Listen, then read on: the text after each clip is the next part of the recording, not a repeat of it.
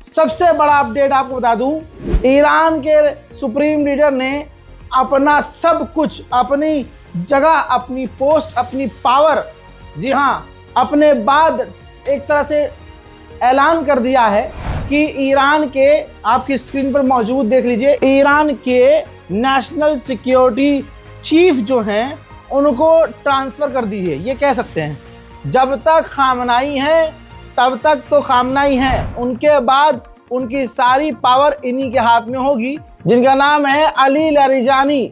जी हाँ, अगर खामनाई को खुदा न खास्ता हो गया कुछ भी, तो फिर सारी वो पावर खामनाई की ईरान के नेशनल सिक्योरिटी काउंसिल के हेड अली लारिजानी की होगी। सारी पावर इन्हीं के पास आ जाएगी और जो भी फैसला लेना होगा फिर वो ये फैसला लेंगे। यानी ईरान के सुप्रीम लीडर, कमाल, पहले यहाँ पर समझिए, ऐसे हालात में बताया ही जाता है, हमेशा दिखाया ही जाता है प्रोपेगेंडा कि ईरान के सुप्रीम लीडर भाग गए, ईरान के सुप्रीम लीडर रूस चले गए, ईरान के सुप्रीम लीडर अंडरग्राउंड हो गए। भाई इस बार ऐसा कुछ नहीं है। इस बार विदेशी मीडिया, वेस्टर्न मीडिया ये सब नहीं चला रहा है, क्योंकि ईरान के सुप्रीम लीडर का अब किरदार समझ में आ चुका है उन्हें कि ये भागने वाला नहीं है। सुप्रीम लीडर ने अपनी मौत को चुन लिया है, मरना कबूल है, अमेरिका के आगे घुटने टेकना कबूल नहीं है। मरना कबूल है लेकिन अपना मुल्क छोड़कर भागना कबूल नहीं है। वल्लाहु अकबर। मेरे दोस्तों, आपको बताना चाहूंगा कि सिर्फ ईरान के पास अब 2 दिन हैं।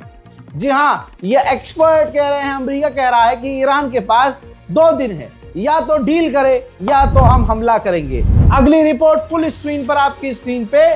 दोस्तों, ईरान के एक्सपर्ट और ईरानियन गवर्नमेंट का भी यही मानना है कि फुल स्केल वॉर, एक लंबी खतरनाक जंग अमेरिका से होकर रहेगी, क्योंकि दोनों एक दूसरे की बातों से सहमत नहीं हैं। दोनों अपनी अपनी जगह अपनी बात पर अड़े हुए हैं। यहां तक कि ईरान किसी भी आलतू पालतू शर्त अमेरिका की नहीं मान रहा है। हजरात, इस आदमी को जान लीजिएगा जो अली लारिजानी है। अली लारिजानी, आपकी स्क्रीन पर इस शख्स को पहचान लीजिए, इनके चेहरे को पहचान लीजिए। इन्हीं के पास अब पूरी ताकत है।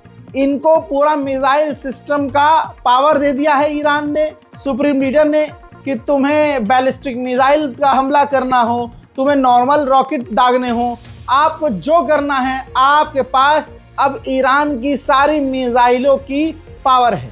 साथ ही ईरान के अंदर जो कुछ भी ऑपरेशन होंगे या अमेरिका और इजराइल के खिलाफ कोई भी कदम उठाना होगा, वो अली लारिजानी उठाएंगे। यहाँ तक कि बताया ये जा रहा है कि ईरान के अंदर जो प्रदर्शन को कुचला गया और प्रदर्शन को जो कंट्रोल किया गया, उसमें अली लारिजानी का ही हाथ था। सारा प्लान इन्हीं का था। ईरान के आसपास के जो देश हैं, यूरोप के या दूसरे मिडिल ईस्ट में, ऐसा कोई देश नहीं है जहां अमेरिका ने ईरान के खिलाफ हथियार तैनात नहीं किया है। अब ये ग्रीस की सैटेलाइट इमेज है, जिसमें आपको बता दूं 9 फरवरी की ये सैटेलाइट इमेज है। 11 KC-135R refuelling aircraft carrier, 2 RC-135 rivet joint surveillance planes और एक F-35A फाइटर जेट मौजूद है। यानी आप देखिए, ग्रीस में भी ईरान के खिलाफ अमेरिका ने तैनाती की हुई है। वहीं एक बड़ा ऐलान जो बहुत जरूरी है, लोग थोड़ा सा कंफ्यूज हो गए हैं। मेरे दोस्तों, गाजा और फिलिस्तीन की मदद के लिए जो हम काम कर रहे हैं, वो पिछले कई महीनों से और सालों से कर रहे हैं। दोस्तों, रमजान मुबारक का यह मौका है। लोग कह रहे हैं रजा भाई आपका वो स्कैनर काम नहीं कर रहा है, ये काम। देखिए, रमजान मुबारक का यह मौका है। अगर आपके मन में आता है, अड़ोस पड़ोस की तमाम मदद देखने के बाद, अपनी मस्जिद मदारिस की तमाम मदद करने के बाद, अगर आपके दिल में कहीं नियत है कि हाँ, एक रोटी मेरे नाम की भी फिलिस्तीन के बच्चों के पेट में चली जाए, एक निवाला आपके हाथ का, आपके नाम का फिलिस्तीन के गज्जा के बच्चों के पेट में जाए, तो देखिए, ये मैंने डिटेल्स अपडेट कर दी हैं। डिटेल बैंक अकाउंट की है, स्कैनर काम अगर नहीं करेगा तो आप बैंक ट्रांसफर का इस्तेमाल कर सकते हैं, जिससे डायरेक्ट आप गाजा और फिलिस्तीन की मदद के लिए आगे आ सकते हैं। IFSC कोड है, अकाउंट नंबर है, करंट अकाउंट है, नाम मोहम्मद रजा आएगा, मेरा ही नाम आएगा।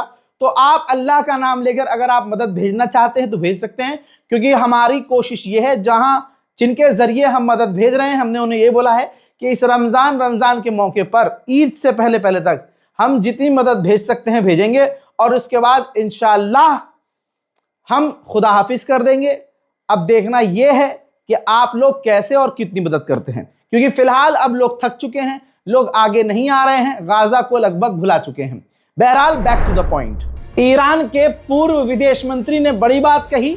उन्होंने कहा कि हमारे पास इंटरनेशनल लॉ का अधिकार है, अंतर्राष्ट्रीय कानून के हिसाब से हमारे पास भी अधिकार है।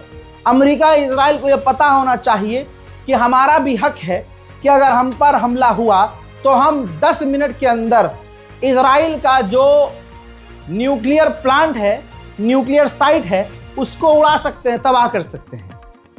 हमारे पास भी अंतर्राष्ट्रीय कानून हमें हक दे रहा है कि हम ये कर सकते हैं, और इस बात को अमेरिका और इजराइल को समझ लेना चाहिए कि हम 10 मिनट में इजराइल के परमाणु इलाके को उड़ा सकते हैं। मेरे दोस्तों, बहुत बड़ा मामला सामने आया है।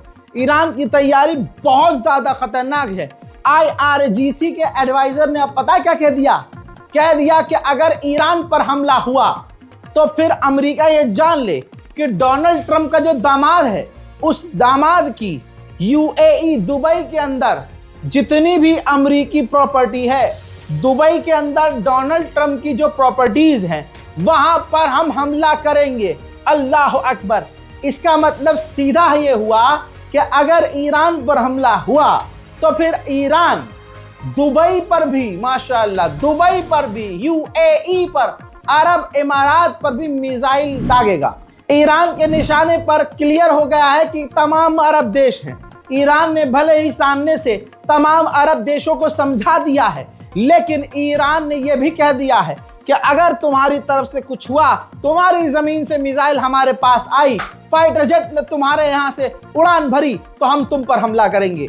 अरब खौफ में है। इसी वजह से बहरैन, जी हां, बहरैन ने, ये देखिए, पूरे अपने मुल्क बहरैन में इमरजेंसी अलर्ट सिस्टम चेक किया है, टेस्ट किया है। जैसे अगर ईरान की तरफ से कोई मिसाइल आती है, ईरान अगर कोई हमला करता है बहरैन की तरफ, और बहरैन की तरफ ईरान का कोई मिसाइल, कोई ड्रोन बढ़ता है, तो तुरंत बहरैन में रहने वाली आवाम को मैसेज चला जाए, जिसे इमरजेंसी सिस्टम कहा जाता है। बहरैन ने इस इमरजेंसी सिस्टम को टेस्ट किया। ऐसी सिचुएशन में कोई ईरान के अलावा देश होता तो वो कॉम्प्रोमाइज कर लेता, लेकिन ईरान के राष्ट्रपति का बयान सुनिए, जो कभी इस तरह के खतरनाक बयान नहीं देते। ईरान के राष्ट्रपति मसूद पेज़ेश्कियान ने कहा, ईरान हर तरह से तैयार है, हर पोजीशन, हर सिचुएशन के लिए तैयार हैं। हम बातचीत कर रहे हैं और बातचीत करना चाहते हैं पॉजिटिव वे में। अगर लेकिन बातचीत बिगड़ती है, कोई भी मामला ऐसा होता है, तो हम हर तरह से तैयार हैं किसी भी मुसीबत का सामना करने के लिए। ईरान पूरी तरह से पीस के लिए तैयार है, ईरान पूरी तरह से जंग के लिए भी तैयार है। हज़रात, अब वो खबर, वो अपडेट जिसको सुनने के बाद तमाम ईमान वालों की छाती चौड़ी हो जाएगी, सबके मुंह से सुभान अल्लाह निकलेगा और ईरान के लिए इज्जत बढ़ेगी। दोस्तों, वो आदमी आपकी स्क्रीन पर, ये वो आदमी है जो इंटरव्यू महिला को दे रहा है फॉक्स न्यूज पर, जो ईरान से बात कर रहा है अमेरिका की तरफ से। डोनाल्ड ट्रंप के ये एनवॉय है। इन्होंने कहा, मैं वो वर्ड्स तो इस्तेमाल नहीं कर सकता, लेकिन डोनाल्ड ट्रंप ने मुझसे कहा, पूछा, आज ही पूछा, काफी क्यूरियस होकर, काफी उत्साहित होकर, काफी मतलब बड़ी चाहत से पूछा कि ईरान अभी तक सरेंडर क्यों नहीं कर रहा है। अल्लाह अकबर। ट्रंप ने कहा, अपने एडवाइजर से सवाल किया कि भैया अमेरिका के आगे, हमारे आगे ईरान अभी तक सरेंडर क्यों नहीं कर रहा। हमने ईरान पर इतना प्रेशर बनाया है, हमने ईरान के खिलाफ इतने नेवल फोर्सेस तैयार किए, तैनात किए, फाइटर जेट, अपनी पूरी ताकत झोंक दी, तो ईरान अभी तक ये क्यों नहीं कह रहा है हमसे आके कि हम परमाणु नहीं बनाएंगे, हमें न्यूक्लियर नहीं चाहिए, हमें यूरेनियम नहीं चाहिए। हमारी बात मान क्यों नहीं रहा है ईरान? हमसे खुद आकर बात क्यों नहीं कर रहा है ईरान? देखिए दोस्तों,